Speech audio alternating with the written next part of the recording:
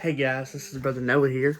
Wanted to come on here and make a real quick video. Me and Austin, in a few more weeks, we'll be posting some more podcasts. And we've worked on some. We haven't got to get them posted yet. And I wanted to come on here. And I know many people on here know Austin from Florida, or some know me and Austin from here, and then some just know me who follow this channel. And some of them we might not even know. And if you don't know who I am, I'm where I live and where I'm at. I live in Eastern Tennessee, and when I live in Eastern Tennessee, I travel around from Western North Carolina, Eastern Tennessee, about to West Virginia sometimes. Oh, Virginia's not West, but sometimes in Virginia to preach. And if you've watched some of our podcasts, you've heard me talk about this. And here recently, I have pastored before, and I've seen how churches pick pastors, and I've seen how things go down and certain things, and then churches get hurt, all this stuff, and people who follow this page probably know some things, and I have learned through the years that churches will learn mindset, have one thing, and here in these mountains, the churches have one thing on their mind, and it's just they don't know how to pick a pastor. And I'm not saying this to be critical or cruel to anybody. This is just something that I have realized in the past 2 to 3 years since I have got married and traveled by myself, with me and my wife, and something I have seen here recently, and I'm not trying to be critical, not trying to be mean, and something I've realized, and me and a couple of deacons and preaching buddies have talked about this, and churches don't know the sad thing, but there's a difference between a pastor. Sorry, y'all, this camera's not working. A pastor, and there's a difference between an evangelist. And it's sad, but it's true. There's men who are called to evangelize, there's men who's called pastor, and there's men that's called a missionary. And we see that in the New Testament. We see that, and what's so funny is I hear preachers all the time and missionaries say, pray about going to the mission field. But when it comes to pastor and evangelism, they put them together, but there's a difference. And I will give you a verse of scripture that's been on my heart. In Ephesians 4, verse number 11, and he gave us some apostles, some prophets, some evangelists, and some pastors, and some teachers. Now, this is going to sound a little sad, but here in these mountains and places, and it might be the same in other areas, but I have seen here recently is churches don't want pastors. I've talked to a couple men of God who've sit down and said, I would rather have evangelists come in, blah, blah.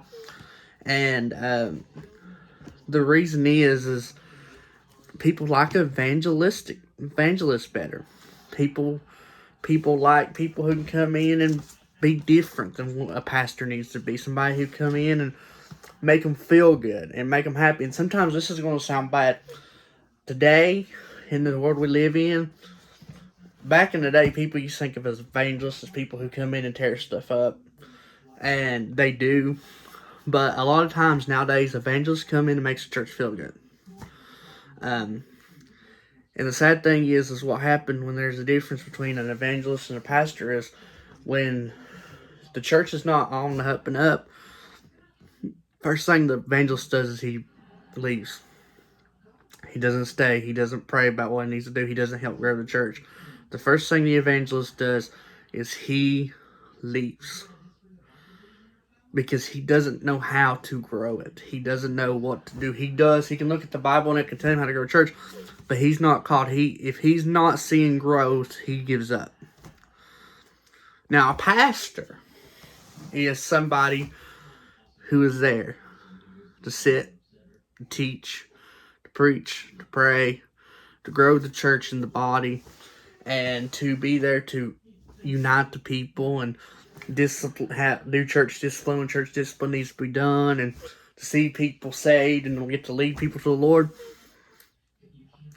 And a lot of times, what we have in this generation is and I've seen here recently, is people don't want pastors.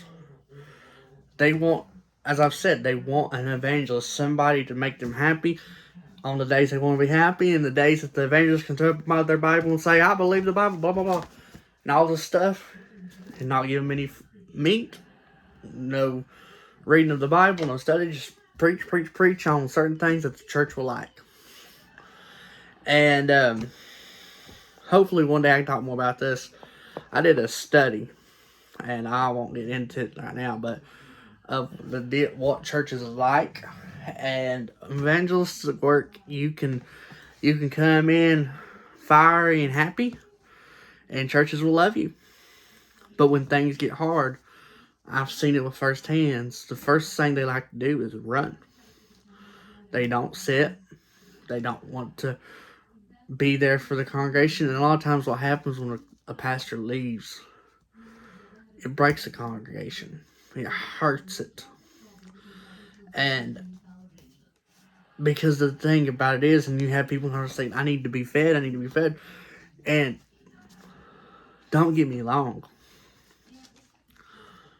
People need health, fire and brimstone sometimes of just preaching on hell and preaching this and getting lost. And I say it like this, I always have the gospel centered in my messages. And this is something I have learned to do. Sunday morning, I don't care if it's Mother's Day, Father's Day, whatever day the Americans make it up for a holiday. We Americans make it up for a holiday. The message has to be gospel centered. Because I wouldn't be doing my job if it wasn't. Now, this is going to sound crazy. If I preach on a Wednesday night and I preach on a Sunday night, most time you preach on a Wednesday or Sunday night, you're preaching to the church. Because in this day and age, ain't nobody coming on Wednesday or Sunday night who don't want to be there. And Wednesday night, be good for a study. It'll be good for preaching. It'll be good for growing, expository preaching. It'll be good for a good teaching. And churches don't have that anymore. That's why we're stuck. That's why we're in the rut that we are. Is because for so long we wanted just this kind of preacher, and we've left we've said, okay, the pastor, we've chose evangelist, and we've not put a pastor, a man who is a pastor who can grow the word, exposit the word, and preach the word, and at the same time teach the word. And yet, well, the evangelist or this preacher fills our pews up more than the pastor does. If we get him to come, blah, blah, blah, he can go out and do tent revivals, whatever this is. Listen, your pastor's job is not to be out there doing tent revivals. Your pastor's job is not to be out there doing revivals every week or everything else. And I know a lot of people on here probably don't know. In this area, pastors do revival like crazy. And this is what I want people to understand. The pastor's job is to be there to edify and to grow the church. The evangelist's job is to go out and spread the gospel and the good news to the churches and to the lost world.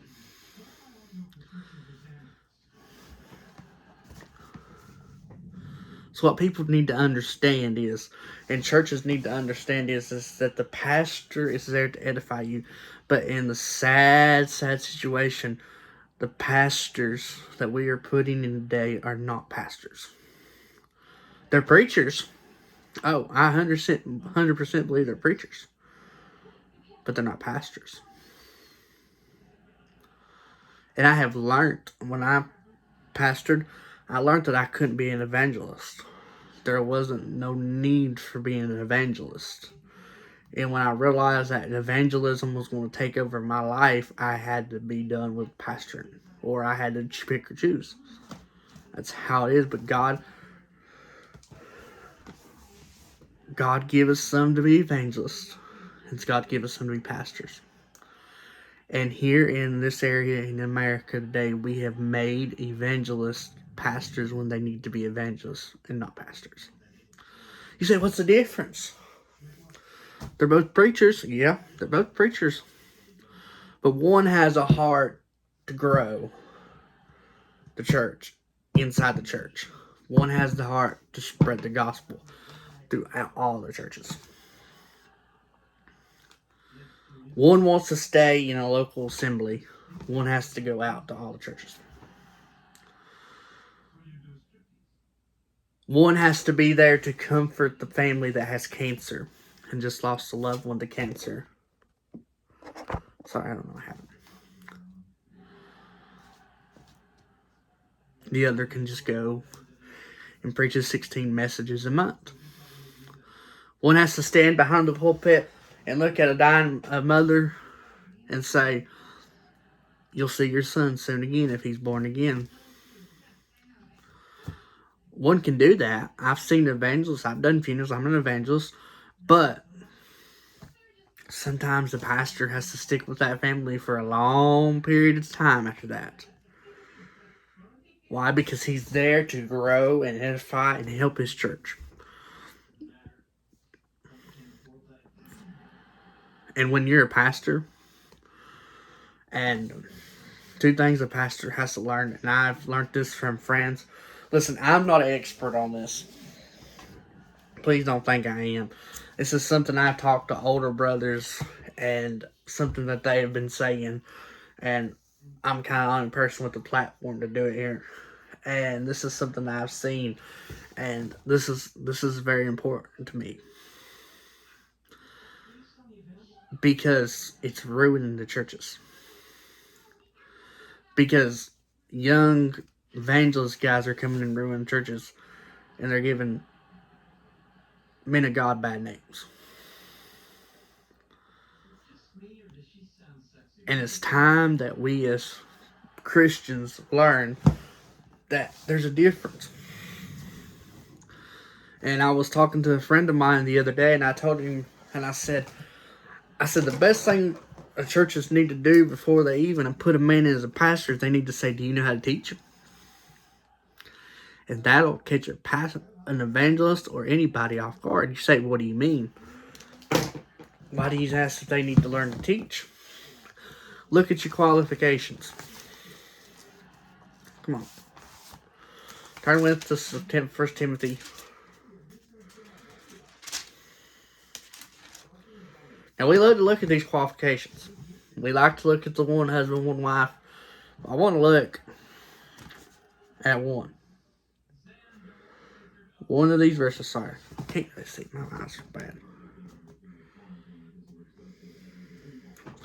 Alright. This is out of 1 Timothy 3 KJV. This is a true saying. If a man desires the office of a bishop, he desires a good work. A bishop then must be blameless, the husband of one wife, vigilant, sober, be of good hospitality, given to hospitality, apt to teach. You say, what do you mean, preacher? What's apt to teach mean? Ready to teach. Ready to preach, ready to teach, be in season, out season, all the time. And that's something. Evangelists, some of them can't teach. I'm going to be 100% honest with you. For years, when I was a full-time evangelistic ministry, I could not teach. I had to ask God to teach me how to teach. I knew how to preach, but I didn't know how to teach good. I could teach, but it wasn't what I needed it to be to grow. And that's I thank God for that. And and this is gonna sound crazy, the way the Lord allowed me to learn to teach was I got to work at a nursing home with a mission. I got to teach people in a nursing home about Jesus. And that changed my life. That taught me how to teach. I'd go down there once a month. I'd study for a week on what I was going to teach. I'd go down there and I would teach. And now, I'd rather teach more than preach sometimes. But I'm not in a pastoral position right now. I'm an evangelist. But what people need to understand is we have to know if we want the church to grow. I know the numbers come with the evangelists. The numbers comes with getting people happy. But when the hard times come, the first thing the people want to do is run. And listen, this might be different everywhere else. I know that sounds crazy, but it's something I have seen a lot around in my area. And it's sad. And you might say, man, you're crazy. You're talking crazy. We ain't never heard of this before, blah, blah, blah. Listen, I'm not. I'm being truthful. You can ask me, you can ask my wife, you can ask Austin. It's true. The conversations I have with people on a daily basis on about pastors and stuff, it just wouldn't father your mind.